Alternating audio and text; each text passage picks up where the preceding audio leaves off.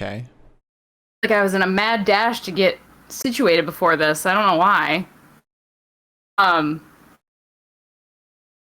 Anywho, welcome to the Pinfall Podcast. I am your host, Elizabeth I'm the co-host. Marcus. Yeah. So we've got to change some graphics. Happy Gab. Yeah, it's Gab Day. I also did not change Bronson Reed from last week. We have new... What's with this anti-swerve agenda? It's not intentional. But we have new women's tag team champions. That's the only championship that changed hands today. Oh yeah, no, that's the only one. I thought for a second the Cameron Grimes won the $1 Million Championship, but he did not. Yeah, fantastic show. Tegan Nox returned. She was the charging thing, logo. We had Adam Cole and Kyle O'Reilly Part 2. Fantastic match. What else happened? $1 Million Championship. LA Knight retained. Hit Row Cypher celebration. Definitely not as big of an event as last year's Great American Bash was, because that was like no confetti. Yeah, no confetti. What the fuck is the point? You wanted confetti when Adam Cole kicked Kyle O'Reilly's ass? I guess maybe that's why we didn't have confetti. Just imagine. He just gets off the Panama Sunrise and then out comes confetti. Like out of Kyle's Floating ass. Kyle's... Oh, It's like no. Kyle's head hits the mat and spurts confetti. God. Yeah, last year felt way more semi-pay-per-view-y, which was weird because I kind of thought that this year they would maybe make it just as big. Yeah, but to be fair, they have been doing like a lot of these special episodes not in like the semi pay-per-view form, but rather just special cards. Like Vengeance Day, New Year's Evil. Although I think Vengeance Day was a takeover. I think. NXT Takeover Vengeance Day? Yes, I think that was the first takeover of the year. We literally covered this last weekend. We did. But Halloween Havoc is what I'm thinking of. That was the special episode. Very special episode. Yeah, it was a fun episode. The lowest point wasn't even that low, but it was a fun time. Episode Would you consider by. the lowest point? It was the women's tag team match, in my opinion. Oh, I'm not the first to say it. Not so pleased. It was just like kind of a underwhelming match. It felt weird. Yeah. Cindy did not look like she was there. Yeah, she felt a little lost. The match felt short too. And Tegan, I like Tegan coming back, but it feels like she kind of ruined the match a little bit, you know? Like having that distraction finish. So let's start there, huh? Actually, no, we won't start there because we'll talk about it. But I have feelings, unfortunately. Yeah. They might not be popular feelings. So I apologize in advance. Okay. But with that said, would you like to jump into the news? Because we do have quite a bit to cover tonight. Mother of God. What? Once again, did not write the news down.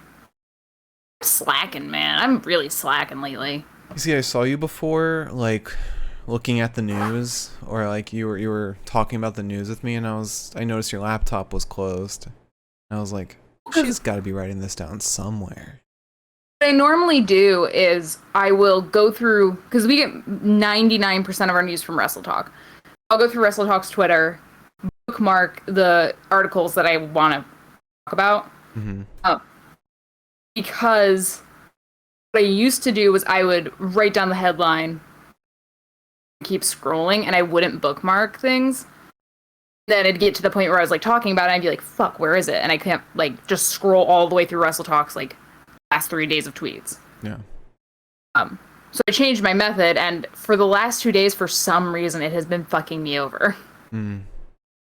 Like, just this week. I don't know. I'm blaming the day off. Makes sense. All right, so let's see. Let me open up my reader. Okay. We have only a handful of news pieces today. I guess say the first one is Dana Brooke got engaged. So congrats to her. She got engaged to Ulysses Diaz, who has been her partner for I think a minute now.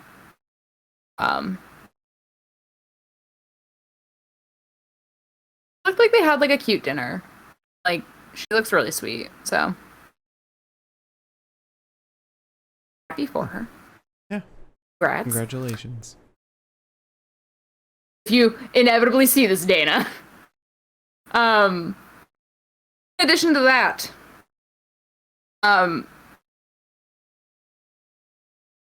Ruby Riott has finally trademarked something. She's going by Ruby Soho now, which I didn't know. Which seems about right, because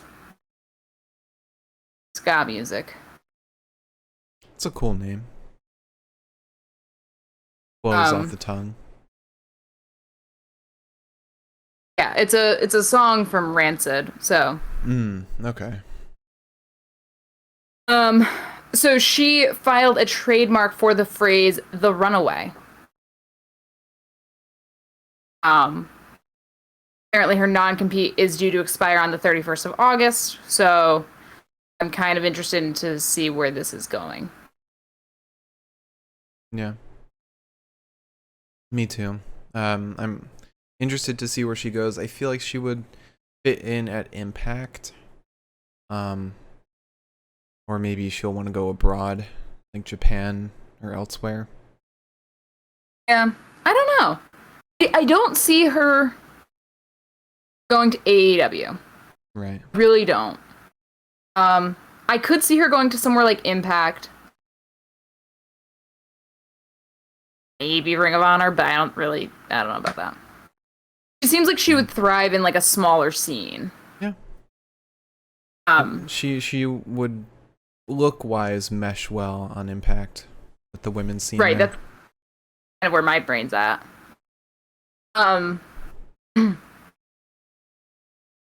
So this is a piece of news that I was kind of like throwing around in my head whether I wanted to talk about or not, because source of it. Unfortunately, we are still talking about Jack Gallagher, but not in a way that is about anything speaking out related. He's just the source of this information, so I feel obligated to say that. Okay. But apparently, the WWE was originally thinking to do a cruiserweight tag team belt. That's probably under the assumption that they would make 205 Live like a bigger brand. And then once they saw that people weren't very interested in it. Yeah, he shared a picture of them. It's just kind of like it's a screenshot of a text. Mm-hmm. But it's interesting, kind of sad. See how far 205 Live has fallen? Apparently they had some ideas to change the rules of the cruiserweight tag team matches to the Mexican tag rules, so like when both feet hit the floor on the outside of the ring, that constitutes a legal tag. And the other was to establish 3-man teams instead of the usual 2 and make them trios titles. Trios title would be cool. Yeah. I know AEW. It's a really cool idea.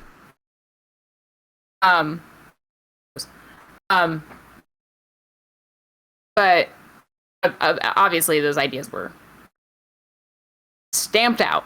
Yeah. Right. Last two pieces of news today. One is kind of questionable. So everyone's been tweeting about this. Apparently Terry Funk, a report saying that he is suffering from dementia. This was spoken about by Don Murico, who spoke about it on his podcast. That he's living in an assisted living facility for people with dementia. Mike Johnson at PW Insider then confirmed that. Did they specify for people with dementia?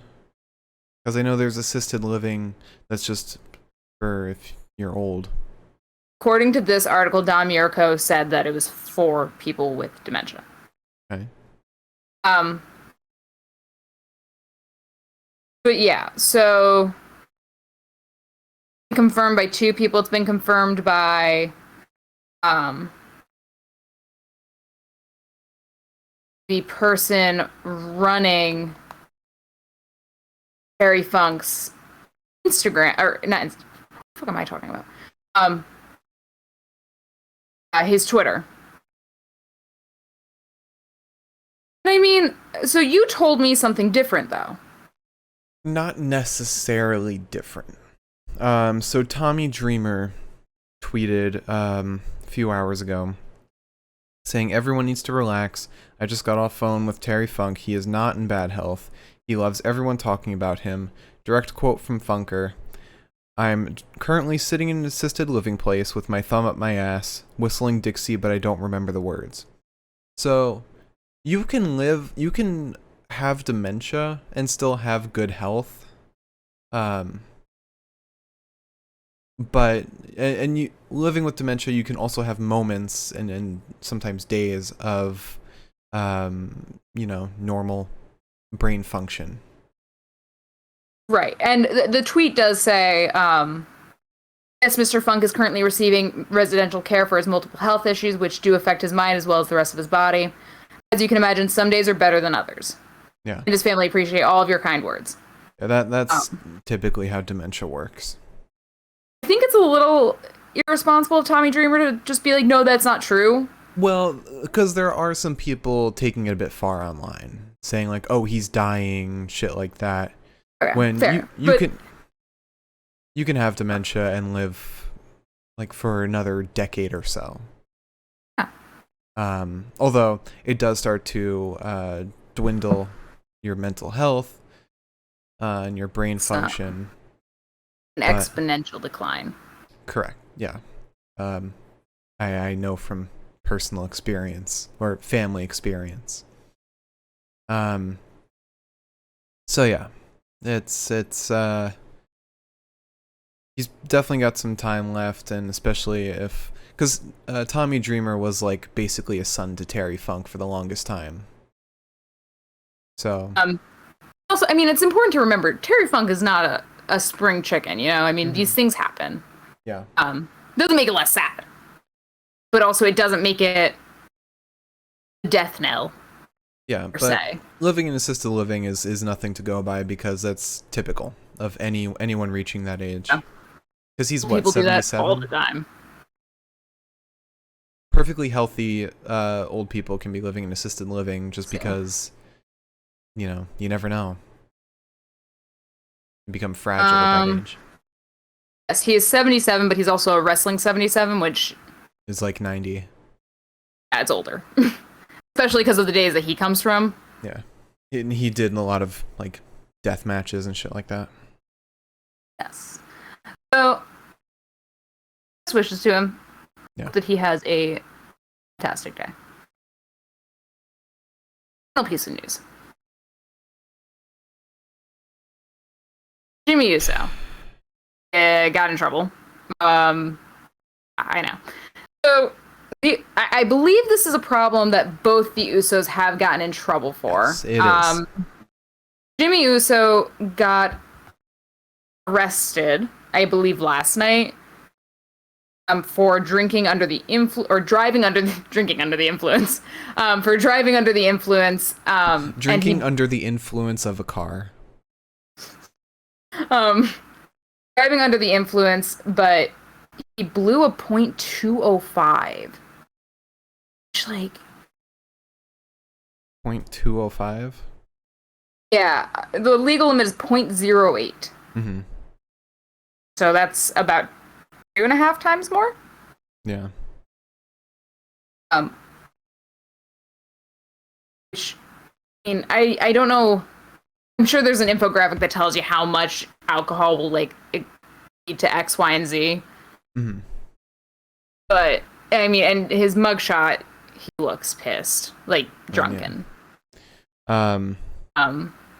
But yeah, I think this is his second time being arrested for this. I think Jay got arrested once, maybe twice beforehand. But Jimmy has since posted bail, a $500 bond.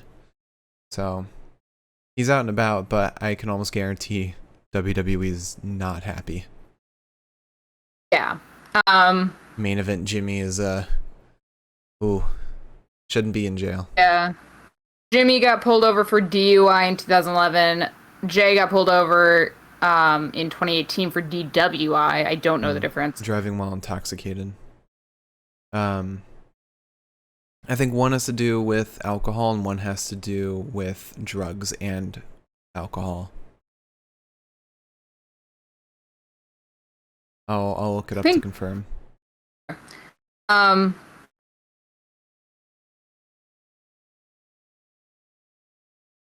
What? Yeah, and then Jimmy got arrested in 2019. Right. I hope the dude gets some goddamn help. I mean, it's been 10 years since the first time this happened. Mm-hmm. And the thing is that it makes you wonder how many times he's done this without getting caught. And you just hope that the fucking dude figures this shit out, in my opinion, because it's just fucking irresponsible. Yeah, he needs to seek some help at this point.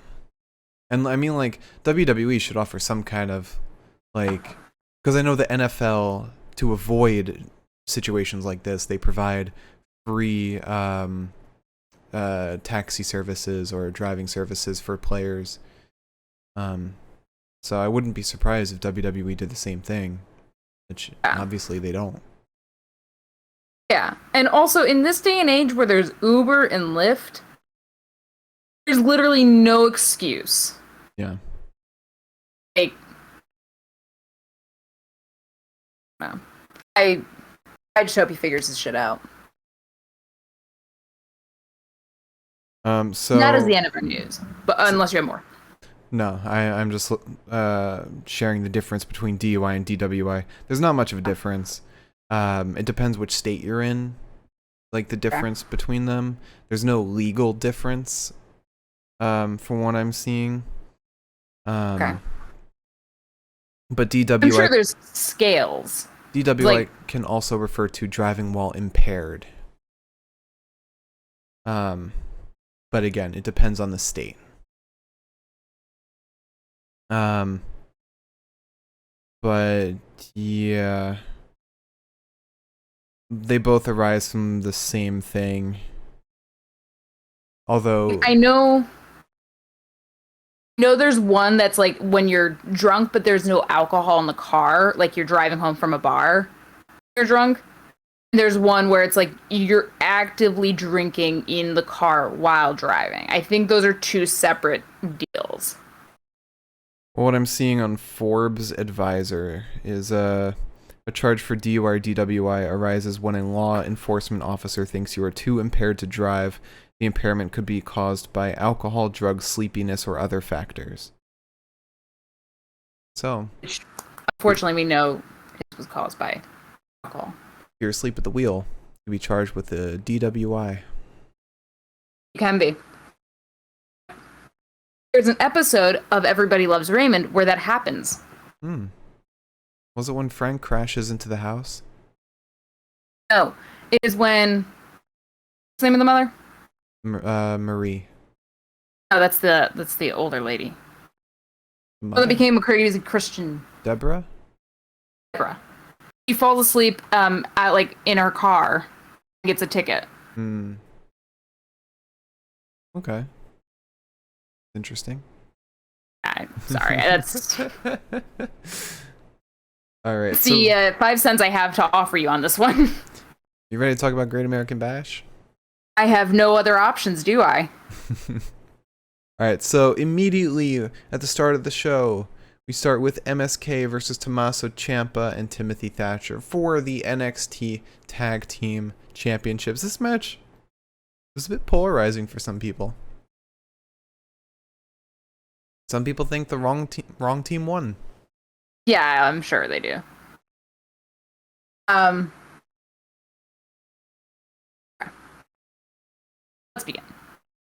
First things first, I wanted MSK to win because I'm so not on board with this fucking Tim and Tom shit. So tired. Right. Hate it. It's I don't even like the tag team. Like their mechanics.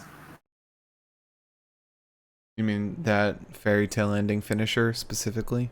That was the stupidest fucking thing I've ever watched. Well, I mean there are dumber finishers, but that's one of those finishers that's like you don't need the other person for this. Like they don't add anything. Yeah. But yeah, I don't know. They're not the worst. But in terms of reception from the crowd, that's the most important thing. Like normally you go with who's over with the crowd. And as we all know, for some reason, the crowd hates MSK at the CWC. There were more people chanting MSK tonight, though. I think they felt bad. Because they stopped eventually. Maybe. So we start with Nash versus Tommaso. There's a chop to Nash and a corkscrew crossbody to Tommaso. Tim gets in. He starts breaking Nash's elbow. This gets Wes in. Wes clubs Tim in the stomach. They get Nash and Wes get some tandem shots off onto Tim. Tim then slaps Nash. There's a step up enziguri from Tim to Wesley, which he does that shit sometimes, like every once in a while, and every single time I'm like, your entire body does not belong in the air. Mm-hmm. There's just something about Tim that's very like penguin-esque, where I'm like, your natural state is land-bound. Like a turkey? Yeah. He does some, like every once in a while, he'll do like something like a drop kick or like an enziguri, and you're like, what are you doing, buddy? Wait until he does a moonsault off the top rope. God, I would actually lose it, I think. So Tim tries to make Wes's foot touch his head, which was very stressful for me. Looked very uncomfortable. Then we get a knee to Wes from a legal Tommaso. There's a drop kick to Ciampa, and then Carter gets back in. There's some shots in the midsection, uppercut and an enziguri to Tommaso from Nash. Tim then sacrifices himself for Tommaso as Wesley dives out onto what was supposed to be Tommaso. Tommaso then takes out Nash Carter, who comes around the corner. Go to commercial, we come back, it's Wes versus Tommaso. There's a series of strikes to Ciampa and a lingering dropkick. It basically looked like Wesley just kind of hovered in the air for a couple seconds. Yeah. I don't get how you could hate them. I mean, I understand the reason. I know their reasoning. Still don't get it. Anywho. So we get a series of strikes to Tommaso with the lingering dropkick. Timothy pulls Wesley out as he goes to cover and throws him back in to the ring after the ref yells at him. Just in time for Tommaso to get a knee to connect to Wes's head. Tim gets in, Nash gets in. There's some strikes in tandem, and then enziguri from Wesley to Tim. There's a draw kick to Tim from Nash, and they do their cute little assisted moonsault. Tim, however, gets the upper hand and pushes Nash into his corner. Tommaso gets in, exchanging blows with Nash, or Tommaso's exchanging blows with Nash. And then Nash starts fighting back, striking both Timothy and Tommaso. We get a knee strike to the jaw of Carter from Tommaso, and then a hard jumping knee to the jaw of Tim. Wes gets in off of that. Tim then interferes. And uppercuts Tommaso in the process. There's then a strike to the face of Thatcher from Wes and a 619 around the post to Tim, which was really kind of cool. Yeah. I like that move. That's why I paused. Yeah. I did like that move. Yeah, I thought it was cool. So Wes then goes for something to do with handsprings. And Tommaso hits him hard, bringing him down into a powerbomb backbreaker. It was very weird. I could not figure out what it was.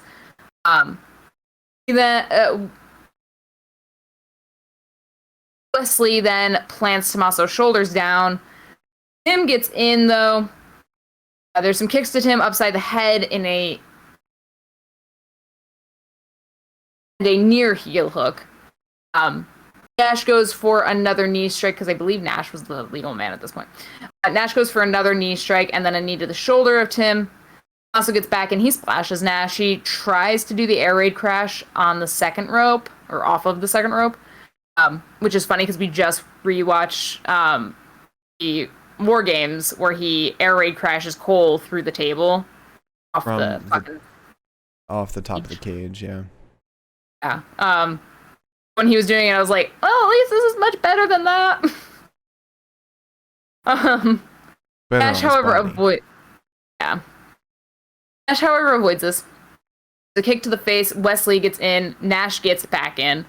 There's a moonsault to Tommaso off the top rope from Nash and a corkscrew splash from Wesley to Tommaso. Tim then uppercuts Nash after pulling Wes off of Tommaso. Nasher's then in.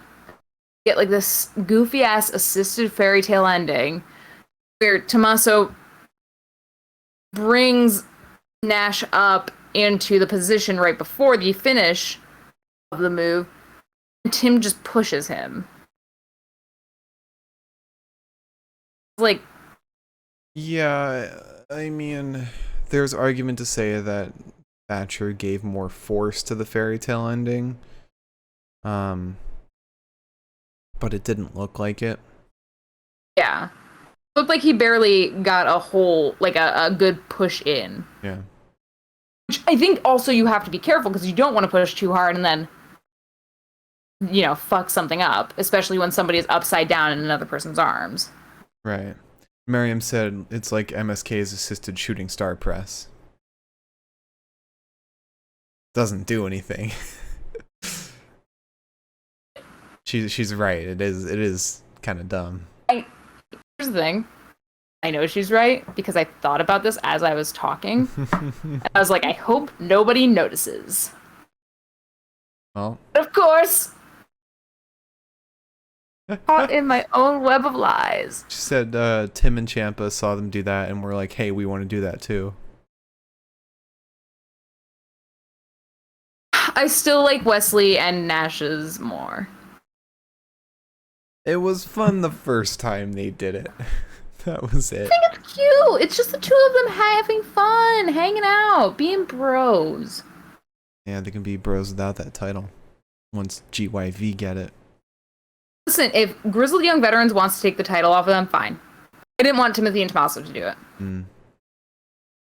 However, there's an ankle lock on Wes. Dash then shoves Tommaso into Timothy, and then hits Thatcher with an inside cradle to finish the match and retain the titles. Cesaro was live tweeting it, and he had some very nice words to say to them. That was very cute.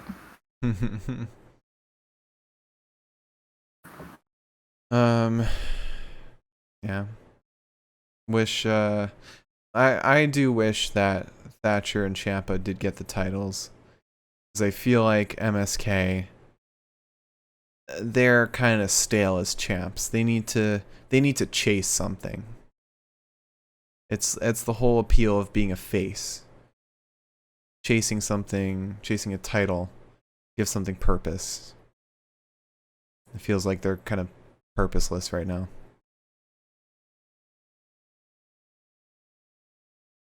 Because like, I can wait for them to drop the titles to GYB. they should have lost it to Legato. Like, definitely. Yeah. They 100% deserved it. Also, where has Legato been? I just thought that. I feel like Santos should challenge Swerve for the North American belt.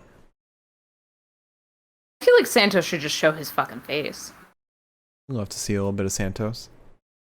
Santos, show up to NXT challenge. Fight me. Alright, so... Actually, to be fair, the first person I'm fighting would be Joaquin Wilde. They're gonna say Corey Graves. Alright, so we go to commercial, come back, and we see Samoa Joe and William Regal in the ring. Regal says, after the confrontations with Johnny and Karrion, I demand they come to the ring right now. Johnny Gargano and Karrion Kross come out. Johnny says, you said I was antagonizing him. Well, let's get this out of the way. You suck. Hiding behind Joe while he says it. I've been living rent-free in your head for weeks. At TakeOver, you realized you're not in my league. That's why you tried to hit me with a car last week. You're terrified. And then Regal says, next week it will be Gargano versus Kross for the NXT Championship. Kross says, hold on. You think I'm afraid of you. I didn't try to run you over. You almost got yourself run over. You got in the way. Every morning when I get up, the same 3 things are on my mind. Never lose the NXT title, main event WrestleMania, become WWE champion. I think that confirms he's going to Raw. Absolute crickets, though. A single pop from the crowd. When he said main event WrestleMania, he meant have a main event match before WrestleMania. For that good old main event brand. Main event weekend the WrestleMania weekend main event. Yeah.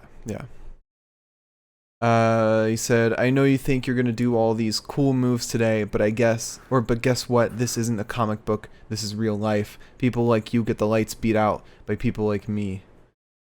Regal says, to ensure everything goes right next week, there will be a special guest referee, Samoa Joe.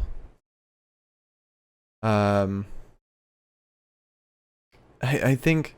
Oh, Karrion said that it looked like Johnny was wearing his wife's pants at some point. I didn't write down where it happened. Johnny then says... The end. Okay. Johnny then says, I'll see you next week. And actually, it's funny you mentioned my wife's pants because you couldn't lace my wife's boots. Karrion says, you know what? Why wait till next week? Samoa Joe gets in the way. And then we move on from there. But I just love this constant shitting on Karrion. Like, he can't wrestle. He can't cut a promo. He's overrated. Like, it's great. It's great. It's kind of funny to me to, like, think that Triple H is probably just sitting in his back office like, yep, this is perfect. Works so well. He gave some tips to the challengers on how to get over with the crowd. And, like, the thing is that it's like, dude, Karrion's just so fucking boring sometimes. For such a scary motherfucker, he's boring as shit sometimes. And he lets his ass get beaten in these fucking promos. Yeah. Also, Karrion Kross walking out without Scarlett is basically like if somebody handed you, like, 2 layers of cake with no frosting on it. In my opinion. It was so sad to me. Yeah, but that's still cake. That's better than carrying Cross by himself. Yeah, Carrion. The best way you could have packaged Carrion and Scarlet was by having Scarlet as his mouthpiece. And Carrion just is a mean-looking dude who can fucking win a championship and can beat some people up. He can't even wrestle like extremely well. He's not the best, but Has the potential to be really good. he's got potential, but I think he's got no appeal to him whatsoever. Miriam said they told the others, be mean to Carrion, and everyone said, hold my beer, and went to town on him because I really want to believe that all of these promos against him are just how everyone really feels about him. Yeah. Yeah. Sounds about right. Kind of hoping that's how it is. They probably I mean, to be fair, Johnny feels very honest in this. Yeah. But also Johnny's, like, face Johnny is, like, I feel like he's pretty honest. Like, that's him opening up a bit. God, I can't wait for next week's match. I'm really hoping Johnny wins. But then we move on to a promo from Kushida. He says, I'm proud to be Cruiserweight Champion. My title shines brighter than diamonds. Haha. Kushida is ready for Diamond Mine. And then we get LA Knight versus Cameron Grimes for the $1 Million Championship. What did you think of this match? What did I think of this match without considering other parts of the world that were annoying me when it came to this match? Other qualities. Take it or leave it. I really liked it. I think Grimes looked better than he normally does. I think LA Knight looked like LA Knight, and again, I don't find him interesting. I think LA Knight's a great wrestler. He's definitely got like he's brutal enough to make it interesting. And definitely, yeah, Cameron Grimes was fantastic today. I really liked this match. I didn't think it was as good as their ladder match, but still, I really like this. So, a little thing that I kind of thought NXT ran into tonight, which is not something that they run into very often, but there were several repeat matches here. A couple. And they just didn't hit as hard as the takeover matches did. I think I know you're referencing Adam Cole and Kyle. I Yeah. disagree with you on that one because that the takeover match had like, because it was unsanctioned, they had like unlimited amount of things to do. Like so many different spots and props to use. Meanwhile, in this one, this was very much they're limited, so they have to make it as great as possible with these limitations, and I think they really succeeded. It's essentially what Finn Balor does in any of his matches that aren't any kind of stipulation. Remember Finn Balor? Yeah, he's going to be on SmackDown on Friday. Finn Balor were on SmackDown on Friday, I'd probably lose my shit. I'm sure he'll show up. Show up. You say that like you know something I don't. He'll face Kevin Owens. Him and Kevin had a feud in NXT. I think that's how Finn got his first NXT title, was against Kevin Owens. Great. This match. Mm-hmm. I look so sweaty. It's so sad. So hot. It is very hot. It's like, because I've got the light shining right on my face because you definitely don't look sweaty at all. I've just got like this lamp right here and I'm like listening. That reminds me, I need to get like a stand to put up my ring light on my desk. Ooh. Get all fancy with it? Yeah, so I can turn off my light so you don't get a blown out background. Look forward to that. welcome to try mine. Does yours We have hook like up to the 3 ring desk? lights in this house. Does yours hook up to the desk? I don't think so. That's I don't the know. thing. Anyway. So we get a boot to the face of Knight. Knight is then clotheslined out of the ring, and a knee lands nearly. Wait. Sorry, I'm thinking of the Kyle match. He gets clotheslined out of the ring, and there's a knee to Knight right on the apron. Grimes then tosses LA back in. Covers, obviously doesn't work. There's a huge crossbody off the top rope to LA, and then LA gets the upper hand, begins kicking and stomping Grimes, sends Grimes headfirst into the buckles. LA goes over the top rope, from the apron, like launches himself right into like a hard right hook from Grimes.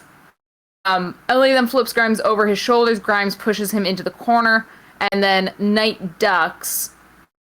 So Cameron's force sends him headfirst into the buckles. We then get a Puma tackle tonight. They exchange blows for a little while. Grimes then starts unloading, and then Cameron hits like a spiral spine buster driver, something or fucking other. As I called it, a spinning sidewalk slam. Which is and not you added really with a Michinoku driver. You added that in there at the end. You first talked about it. No, you're thinking of something else. You're thinking of when we were watching Dark Elevation, Scorpio Sky did that move. Oh, yeah. Sorry. We watched too much fucking wrestling. Yeah. Oh, okay. So Grimes then put up on Knight's shoulders, dropped. We get a backslide tonight and a kick upside LA's head after. Oh, dear. Hear me. There's just. There's a kick upside LA's head, and Knight ends up kicking out. He goes up top. Cameron goes up top. Knight meets him up there, tosses him down on a superplex.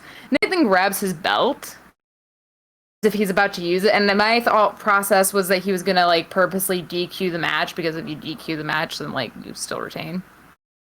Take advantage of the stupid fucking rule. The ref, however, takes it away because he's like, you can't use that. Mm-hmm. Not how this works. And Grimes ends up rolling up Knight. Knight rolls up Cameron Grimes, showing off his entire booty for the most part. Then we get like a nasty fucking Poison Rana to LA, to Mr. Los Angeles. Grimes then goes for the cave-in stomp, but Knight pops out of the ring. Grimes follows him, has his legs swept on the apron, and then DDT'd square into the fucking title that is now ringside. Grimes is then nearly counted out, and he gets back in, and Knight hits what I think is called the BFT. BFT. What was the move exactly? Do you remember what it is at all? Let me look up. BFT. You're probably gonna get some like weird shit. I'm gonna look up LA Knight finisher. Okay. Facebook. Oh, it was kind of like, it was like a stunner neck breaker, kind of. I mean, he normally does a neck. He normally does like an RKO or a neck breaker. But he sat out this time instead of doing like the Randy Orton. Is the BFT? It's called the blunt force trauma. It's a knee lift into a discus clothesline. Oh, I'm thinking something different then. Yeah, this is, I only know this because Wade specifically said right into the BFT, and I said, I don't know what that fucking means, but sure. Mm-hmm. Big fucking table. Big fucking table. That's why I name a pay-per-view BFT.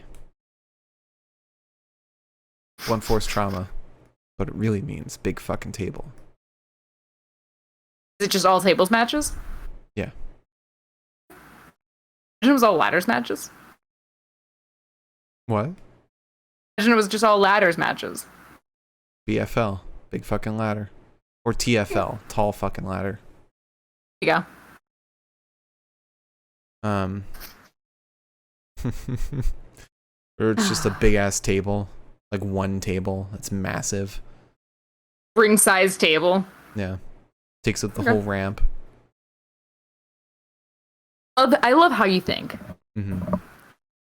Or it's just a bunch of tables stacked on top of each other. You have to climb the Whichever tower of works for you. tables. It's like a tables match, but it's also a ladders match. But it's also Jenga. You don't want it to fall.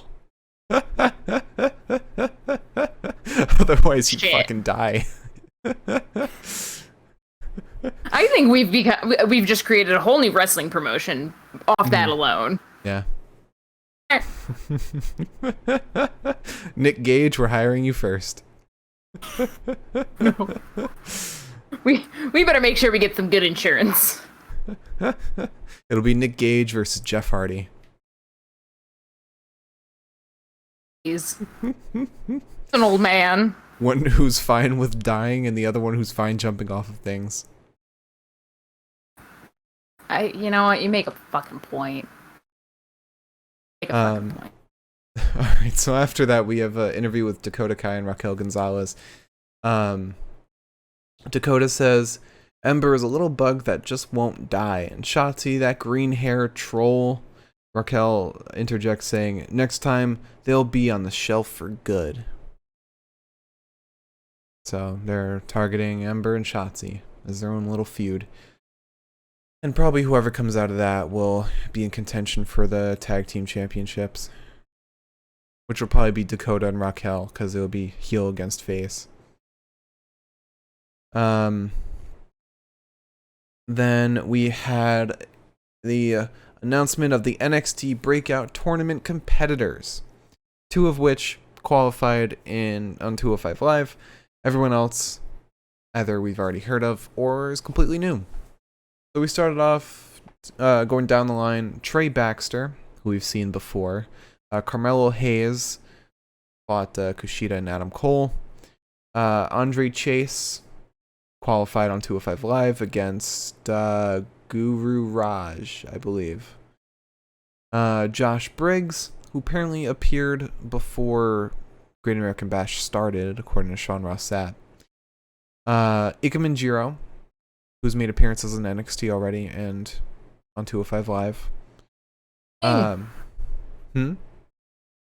The little king. Yeah. Love him. Joe Gacy, who also qualified on 205 Live, against shoot, who did he face? I can't remember for the life of me. Oh, Desmond Troy. Desmond Troy, that's right. Yeah. Then we had Odyssey Jones, who we've never seen before. Big fucking dude. Big dude. 50. 405 pounds. That's a lot of man. He also... And he had the same necklace that Ashante the Adonis had. I really hope that they were backstage and he was like, yo, can I wear that? And then like, yeah, sure, I guess. Also, the other thing is that, like, from that one shot, he did not look that, like, massive. Yeah. So I'm kind of scared to imagine that a pretty decent percentage of that 405 pounds is just muscle.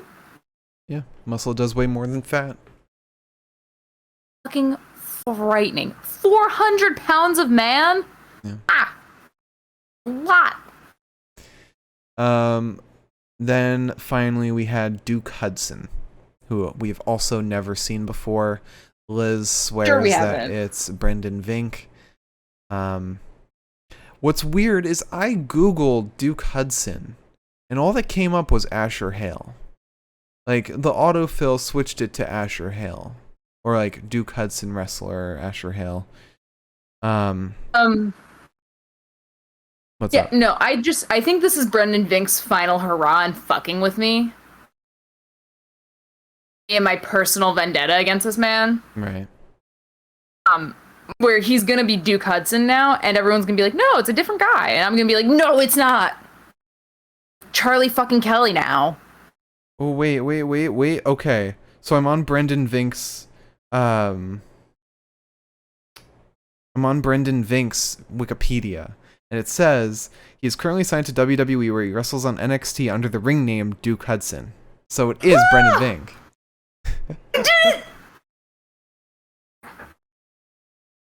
Oh, I am so fucking smart sometimes. I know Brendan. I mean, you just noticed the similarity.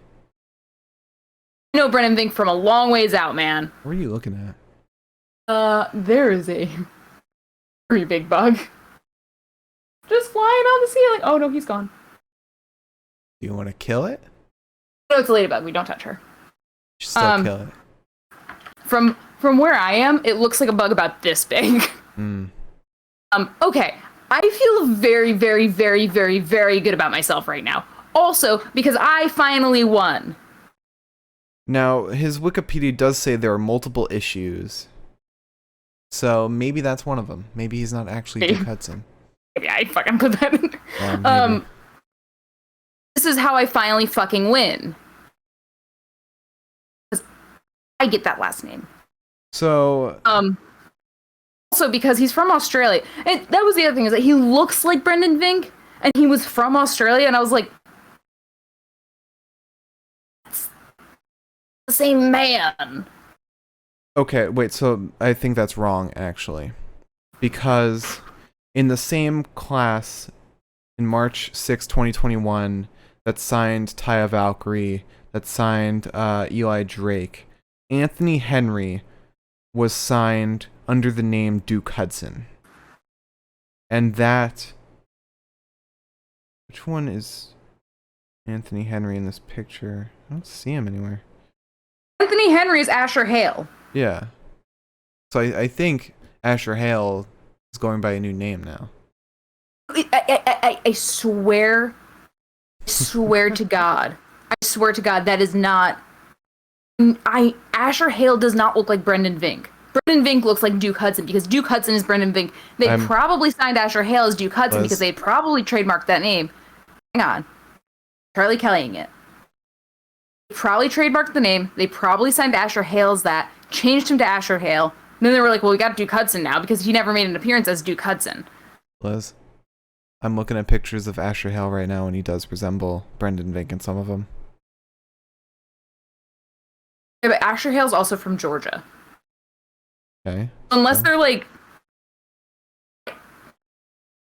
this is the hill I will die on. I don't know. This is confusing. Who the fuck is Duke Hudson?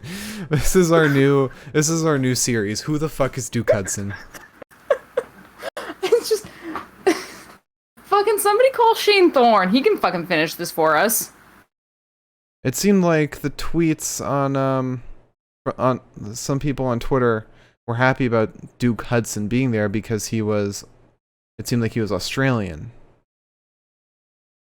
It would help if one of them if either Brendan or Duke had a Twitter presence at this point. Yeah. I don't know. We'll find out like tomorrow. Alright, so after that we had Zoe Stark and Io Shirai versus Candice LeRae and Indy Hartwell for the women's tag team championships.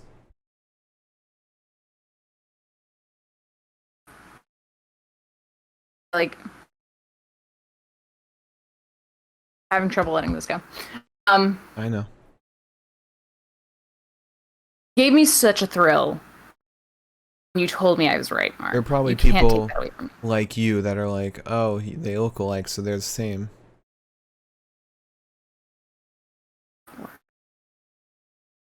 Anyways, so we start with Io versus Indy. Indy slams Io down, but Io gets her into a wrist lock. Io takes out Indy's knees and then drop kicks her. And this was like the point in the beginning where Indy just looked like she didn't know where the fuck she was. And I don't know if I missed a piece of storyline.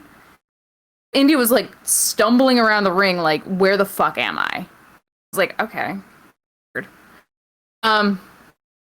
So then kicks Indy, kicks Candice through the ropes upside the head. We get a missile drop kick to Indy and then a double suplex to Indy from Io and Zoe, because Zoe is the new legal person. Zoe kicks Indy under the jaw, hits her with a backslide. Indy then loads a charging Zoe onto her shoulders, but Zoe gets free. There's an elbow to the face of Zoe, and Indy slams her onto the top rope. We go to commercial, we come back. Indy has an arm sub on Zoe. And then Stark slings Indy, hits her with a kick upside the head again. Io then tags in. Candice tags in. Io slams Candice face first into the ground, hits her with the 619, and then a missile drop kick. Zoe gets back in. We get knees to the face of Candice. And then Candice is upside down in Io's arms. Zoe kicks her in the face, and then she's kind of slammed into the ground. Io is now the legal competitor. She does an over the moonsault onto Candice, but Candice avoids it. And then she and Candice on their individual people. I think it was Indy on Zoe and Candice on Indy. Candice on Indy. Candice on Io. No. Candice on Indy. Indy has Zoe. Candice has Indy. Indy's using the silencer, which I assumed Candice was also using. It's the silence. Isn't the silence Dexter's thing? Is that the point? Yes.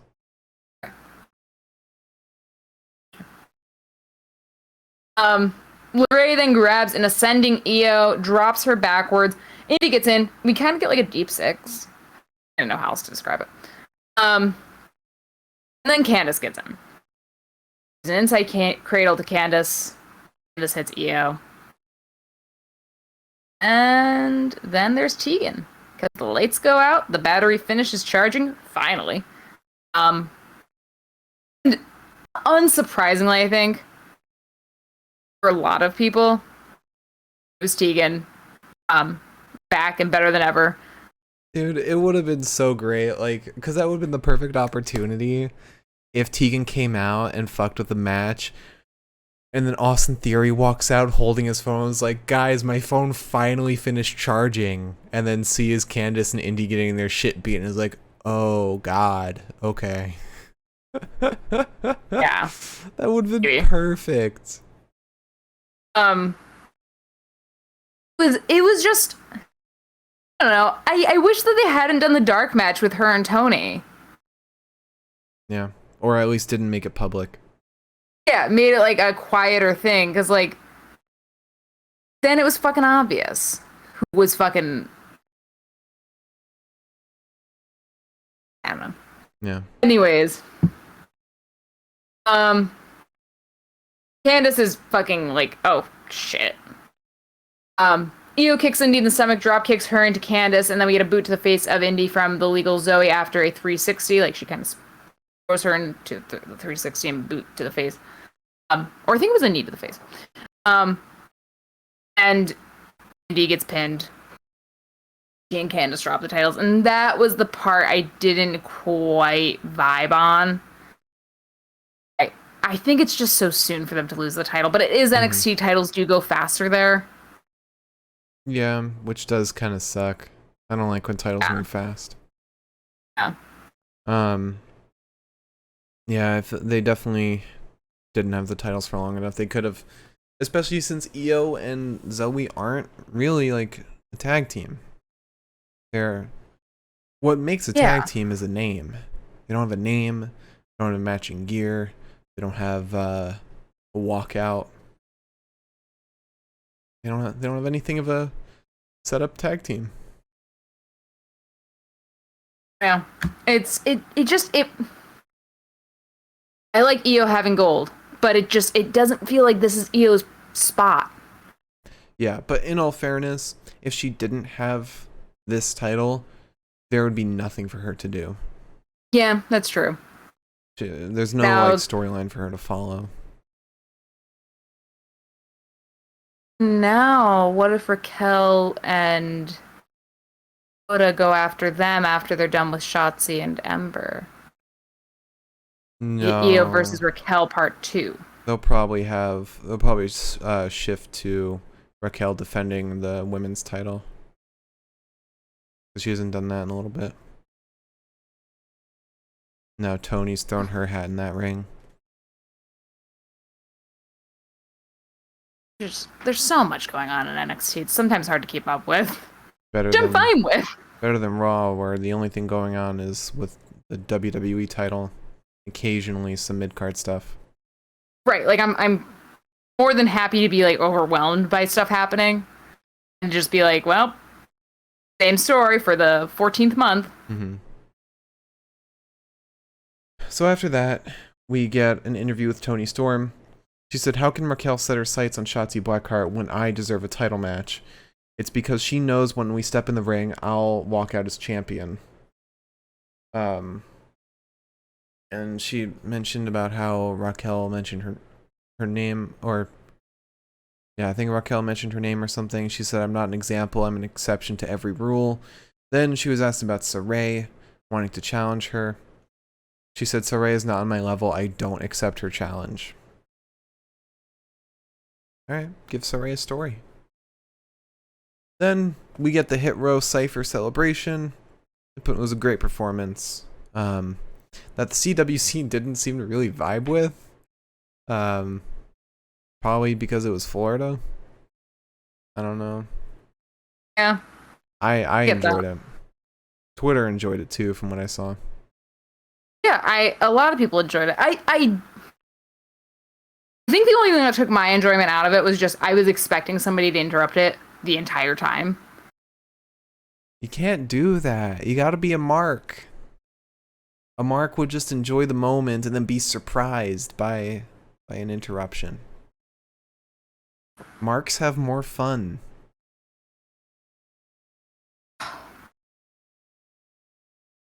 Whatever. And Miriam's right, all CWC reactions are wrong. True. I feel like if we're going to gauge anything, the CWC crowd likes, should probably not like. Except Johnny and Adam Cole. Fair. Then we have an interview with Samoa Joe and William Regal. Regal says, "Fantastic night so far." And then Samoa Joe's asked about Johnny and Karrion. He said, "As long as I'm not provoked, everything will be okay." And then we go to the main event. Kyle O'Reilly versus Adam Cole. 2. Also, Brendan Vink is from the same place in Australia. I'm just saying. Yeah.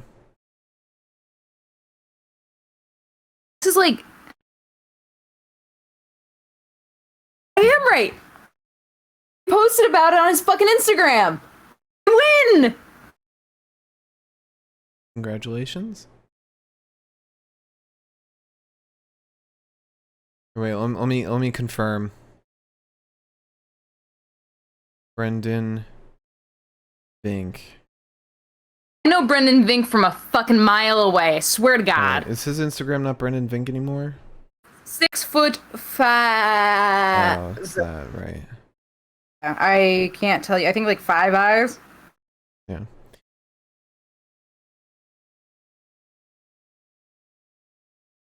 Unless he is happy for Duke Hudson. Marcus. That's so weird because Brendan Vink's been like Round.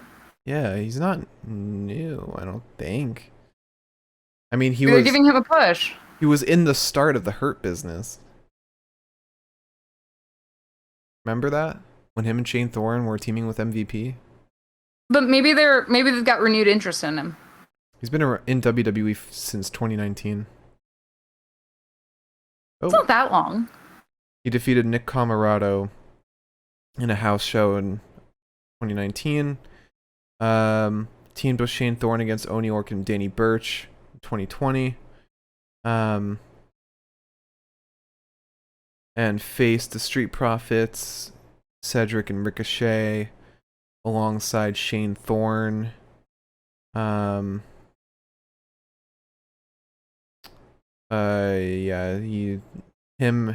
and Thorne became MVP's newest associates. That was their first victory. Or no, their first victory was on May 4th against Cedric and Ricochet. You have absolutely no clue the elation I feel right now. So that leaves me wondering, where's Slapjack? I'm sitting at catering on SmackDown, waiting every chance he gets to insert himself into a match. At least he's at the SmackDown catering. And not the Raw catering.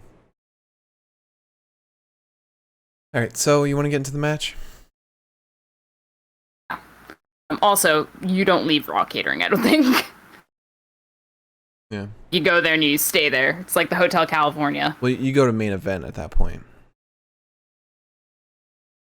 It is Raw catering. Oh. Anyways. Alright, let's buckle up. We got a fucking match and a half here.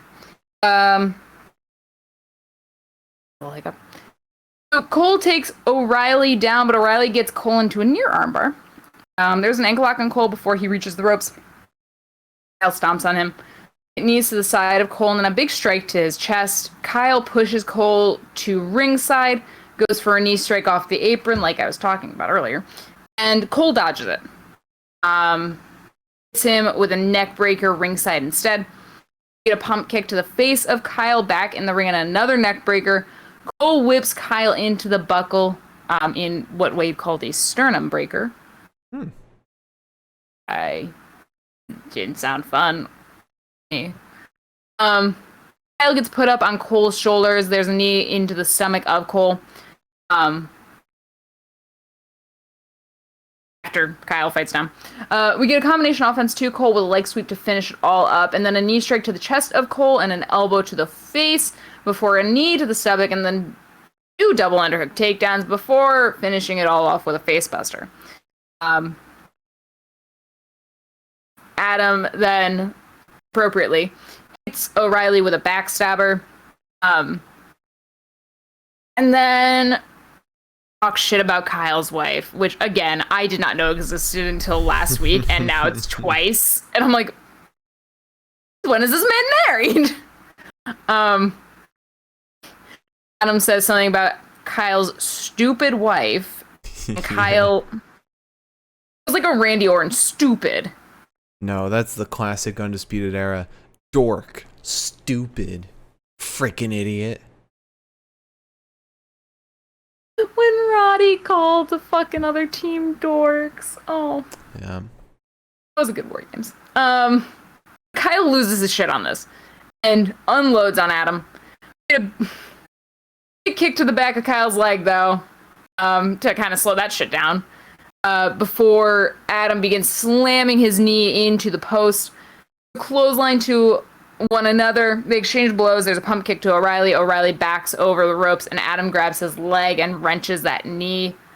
But O'Reilly's managed to get up. He hits Cole with a dragon screw on the apron. Adam then tries for the brain buster outside the ring, but O'Reilly blocks, I believe. I think it was outside the ring. I'm not really sure.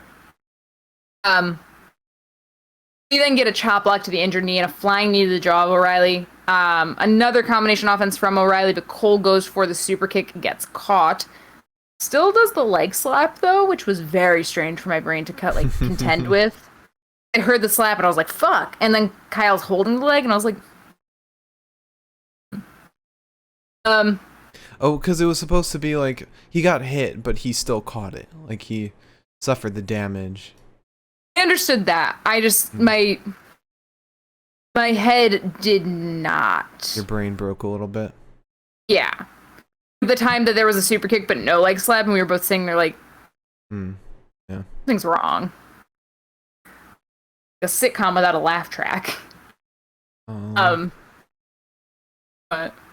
just picturing that Big Bang Theory video where they got rid of the laugh track. God, it's spooky. Yeah. So, okay. Kyle then uses his leverage to dump Adam down in a massive bridging suplex where Cole pretty much breaks his neck in the process. We get a boot to the knee of Cole, and then Kyle takes to kicking him in the face. Kyle goes for another armbar, but again, like the first time he went for it, Adam refuses to let him lock it in. He rolls Cole up into a small package instead. Adam, however, gets the heel hook on. There's a heel hook on Adam from Kyle. Kyle, however, is fucked. It gets turned into a figure 4 by Adam. The figure 4 then becomes like some sort of weird contorted heel hook on Cole again. Adam ends up grabbing the rope. There's a kick to the face of Kyle, and then a knee to the jaw of Cole. We get a kick and a forearm to Adam. Kyle wants the German suplex, but Adam kicks him upside the head. Kyle then kicks Adam, launches himself from the ring in the process. You get a Panama Sunrise ringside. Adam hits them a little too well for my comfort. Adam then tosses Kyle into the ring, covers, but Kyle gets his foot up on the rope. Rather than goes for an ankle lock, Adam pushes him away. We get a kick to Kyle. Kyle rebounds off the ropes, kicks Cole back. There's a brainbuster to Adam. Kyle goes up top like he did during the takeover match. He wants the flying knee, but Adam moves out of the way, sending Kyle down onto that injured knee. We get a Shiniest Wizard to Kyle. He goes for the Panama Sunrise again, Adam does, but Kyle wrenches him down to the mat. Cole starts kicking the knee of Kyle.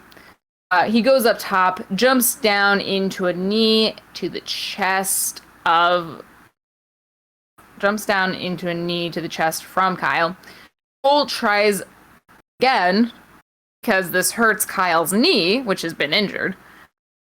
Cole's like, all right, fuck this. Goes up top the second time. Jumps down, hits that Panama Sunrise a second time. Then hits the one last shot to win. The fucking match. Oh yeah. It was a lot of fun. Great way to end the show. And that's Great American Bash. So, you want to talk about the best of the night? Yeehaw. Alright, and if you have questions for our questions segment after the best of the night, leave them in the chat now, and we'll get to them right after. Alright, so promo of the night. We start off with Samoa Joe and Regal in the ring, and Karrion and Johnny, that whole interaction. This was a lot of fun. Love any moment where anyone's shitting on Karrion. And Joe is always fantastic, just standing there. Kushida's promo, it was fine. Didn't add a ton, but it was fine. Push something. Yeah. The Dakota and Raquel interview really had nothing. The breakout tournament competitors announcement, that was alright. It was fine. Seeing all those people. Cool. Tony Storm's interview was... nothing really came out of it. Just more of her being a heel. The Hit Row Cypher celebration was a lot of fun. But yeah, nothing came out of it. It was just fun. Then finally we had the interview with Samoa Joe and Willie Reeves. Didn't really add anything. Alright, so my pick for promo of the night is Johnny and Karrion face off. Yeah. It's never not fun to watch Karrion get fucking shit all over. Yeah. Alright, so Wrestler of the Night now. Wrestler of the Night, there's a lot of competition, but I feel pretty certain my pick. So we started off with MSK versus Ciampa and Thatcher.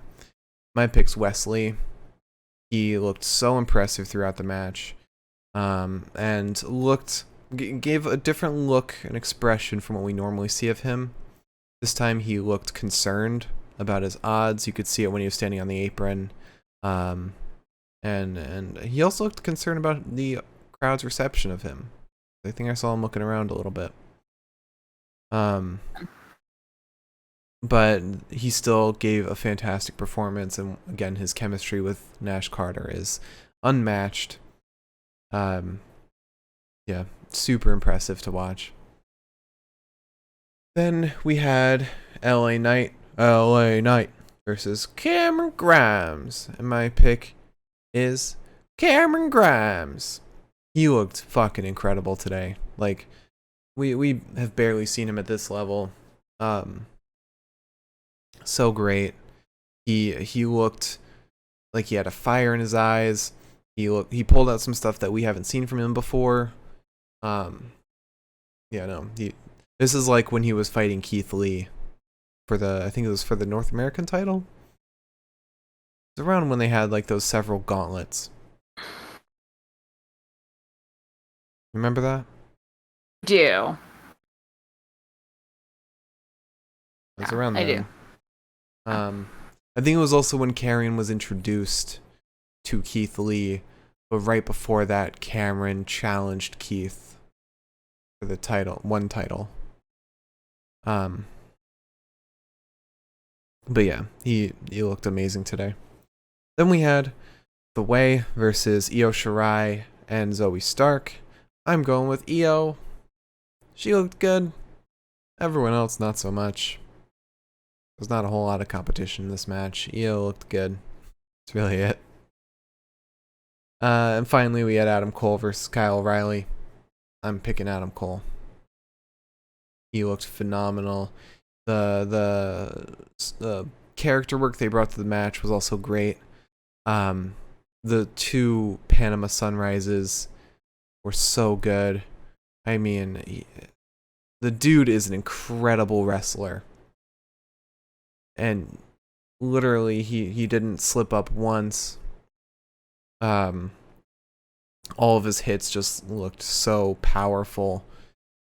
And he also made Kyle look really good too. And he meant it in that promo with Karrion that all they need to do to make him look good is ring the bell. So, my pick for Wrestler of the Night is I know where this is going. Adam Cole. Bay. Bay. I will not say no. Boom. Happy freaking birthday. Dork. Work. All right. So you agree, right? Yes, I do agree. Okay. So now we go to match of the night, and once again, I'm changing up how I go through the matches instead of. What? Ooh, I'm really liking your new way of doing this. You are? Okay. Cool. Yeah. It kind of like gives me something to like look forward to. I'm like, ooh, I wonder what he's gonna choose. I hope the audience agrees too. I know. So, this is, like I was saying, instead of in chronological order, it's now from my least favorite to my favorite. So, first up, bottom of the list, with I gave, 4 out of 10. The Way versus Zoe Stark and Io Shirai for the NXT Women's Tag Team title. It wasn't a very fun match. Indy and Candice didn't really look like they were putting their all in the match, or like they were confused or something. I don't know. Something felt off. And then Tegan giving the distraction finish was lame. Yeah. But I didn't like it. Zoe and Io give fine performances. Yeah. It was alright. Next up with a 6 out of 10. MSK versus Tommaso Ciampa and Timothy Thatcher. It was a lot of fun. That's it. It was just a lot of fun. Fun to watch, but the roll-up finish was pretty underwhelming. I mean, I was thinking of it like, I was trying to justify it while right after it happened, like, oh, he's just like restraining a wild animal. Like, that's the only way you can beat him. But I don't know. If that's the case, there are better ways to do it. No, I just said that I love how you're doing this in the new fashion. Mm-hmm. Just now, I was like, I don't think that match came after the women's tag match. Like, my brain immediately reset. It was like, nope, this isn't right. Oh.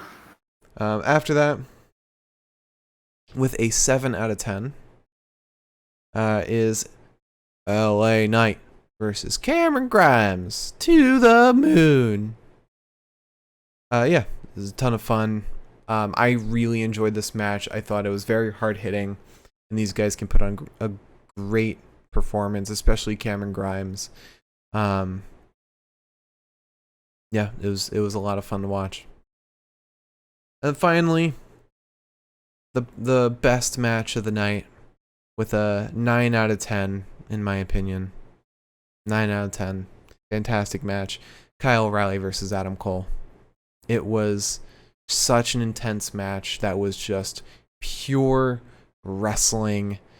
No thinking of cheating. No trying to DQ in any way. No distractions. Nothing like that. Just two guys wanting to fucking kill each other. And they also give across the story as well. Especially Adam Cole. Just saying a couple things in the match is all you need. The only reason I didn't give it a 10 out of 10 is because it didn't feel like the wrap up to this feud, even though I think it is. It didn't feel like the next chapter. It didn't feel like any kind of conclusion. It just feels like these two had a match. Because I think Reegs put this up because it was supposed to end the feud. It would decide who comes out. I wonder what's next. Yeah. This is the one thing I hate about special episodes like this. Because I can't be like, well, on Tuesday, we're just going to find out. I think this sets up Adam Cole to challenge Johnny for the title after he beats Karrion next week. And Kyle can go after Swerve or something with Diamond Mine. Maybe cruiserweight title. Kyle's got the pick of the litter right now. He does. I don't think Adam's going up to the main roster yet. I really don't. I don't think so either. It looked like it for a minute, and now I feel like they want their undisputed boys in the same room for a little while longer. Yeah, I don't think Vince wants he doesn't want cruiserweights. He wants big boys. True. Big beefy men. Beefy men. He wants his Hulk Hogan's. Or as Big Swole put it, it's a little Hogan. All right. So, do you agree with match of the night, Kyle and Adam? I do agree with match of the night, and I just accidentally scratched open a cut on my ankle. There's great. Sweat going into it. Oh God. Okay. I was thinking about while I was watching, and I kind of thought about how I said, the Sammy and Kevin match really just didn't do it for me because we got better ones. Mm-hmm. My opinion. How it felt so different from this. Where this match, I was just as excited going into it, and I was just as excited finishing it. Mm-hmm. I mean, there was not quite the bated breath like there was with the TakeOver match, but there was still like a, yeah. Especially because I didn't really know how it was supposed to end. I kind of assumed Adam was going to win, but I didn't know. Mm-hmm. Yeah, I agree with that. So, to run it back, promo of the night, Johnny and Karrion face off. Wrestler of the night, Adam Cole. Match of the night, Adam Cole versus Kyle O'Reilly. Alright, you want to answer some questions? Yeah. Do you want to start with Twitch or YouTube? I'll let you pick. Twitch or YouTube? Just pick one. It doesn't matter. Just pick one. Just say the first one that comes to mind. Say anything. Twitch. We'll do Twitch because we normally do YouTube first. Okay. That's all you had to do. Thank you. Oh my God. Please don't make me choose things. Alright, so Miriam asked, do you think they'll maybe do something like what Wolfgang and Rampage are doing at NXT UK with a scorecard? Not in the same way, obviously, but in the I've won one match, you've won one match, we need a tiebreaker kind of way. That's kind of what they have been doing, just not saying it out loud. I think this is in reference to Diamond Mine. which would make sense if this is like a, because Rampage Brown is like facing all of Gallus, I think. I thought this was in reference to Kyle and Adam. Oh. Yeah. Oh. Has Rampage only been fighting Wolfgang? I thought he was fighting the entirety of Gallus. I could have sworn. Maybe I was wrong.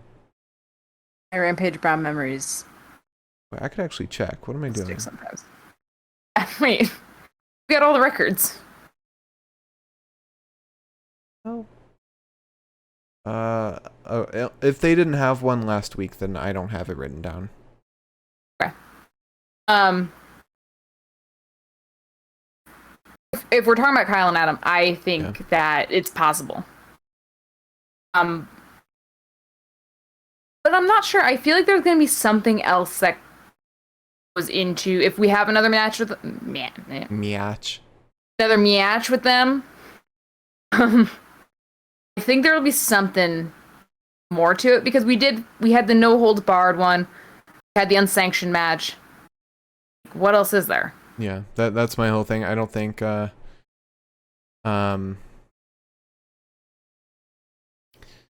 don't think they're gonna do another one because I think they've kind of done everything they can with them, unless they're planning like a death match. But also that was pretty much the unsanctioned match. I do think this was the definitive end of their feud. Now maybe. Because Kyle doesn't seem like the type to persist with this. Yeah, I think Kyle's gonna go more towards the mid card. I think Adam's gonna go more towards the main event. Because NXT doesn't seem to like to do repeats. Yeah. No. Miriam did suggest maybe a loser leaves NXT match. That's possible. Maybe William Regal suggests that and just hope that they both somehow lose. He's tired. Or maybe it just ends in like a double count out or something. I would say that there is a good chance, but I'm pretty sure we won't get it until the next takeover. Yeah, if that does happen. I don't think we'll get another match, honestly. You think so? Yeah, I think this was intended to buy Adam Cole more time before he challenges for the NXT title. Now they can have a rest week next week. Johnny wins the title next week, and then Adam Cole is his first challenger. And then, yeah, I think that's a good card. Maybe they could have that match at SummerSlam if they're opening up to NXT 2. Because that might fall under the time that would be frame. fun. Yeah. Or Survivor Series. No, that's definitely too far out. The Survivor Series match would probably be like Johnny and like Ciampa. I want Survivor Series so bad. Yeah. Yeah, Survivor Series with NXT. So good. But yeah, I mean, I think if we do get it, it will be done well at the very least. Yeah, I don't think there's any way, any route they can go that would top the last one, because the way NXT works is they always, if they're gonna do a repeat, it's either gonna top the one before, it's intended to top the one before, or it's a different type of match. And I don't think there's any kind of match they could do in terms of execution. Like, you could add like the loser leaves NXT stipulation, but I don't think in terms of actual match execution that there'd be any way for them to top or do anything differently. Get that. Yeah. Meanwhile, if this was the main roster, yeah, we could expect like 4 more. But All right. You get like 15 more fucking like unsanctioned, no holds barred, street fight, falls count anywhere. Except Fuck, what are the other stipulations? it would be like three. It would be 4 normal matches, and then 2 like last man standing, no holds barred matches. So it'd be 6 matches, or 6 matches. All right, so let's move to YouTube. Milam has a question for us. Said, so we did best commentator. What about who's your favorite backstage interviewer?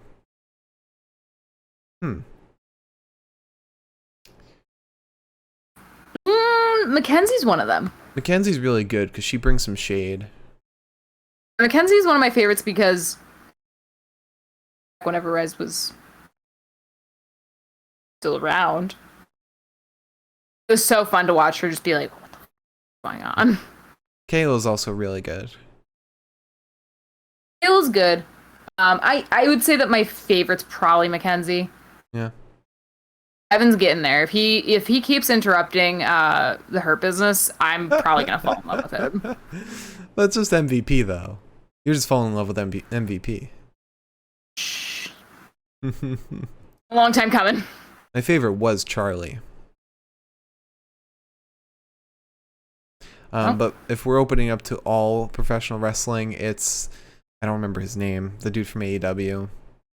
It was one that goes out with Joey Janela. Yeah, the one who goes to strip clubs with Joey Janela. They're go-go dancer clubs, Mark? Oh, sorry. Go-go dancer clubs. What about that girl from Ring of Honor? I've never actually seen her. I have. Well, I've never seen her do an interview. That's what I'm saying. I have. Oh, okay. Is that her name? I don't know what her name is. Oh, isn't it Quinn something? Quinn? I could have sworn it was Quinn. Yeah, Quinn McKay. Okay.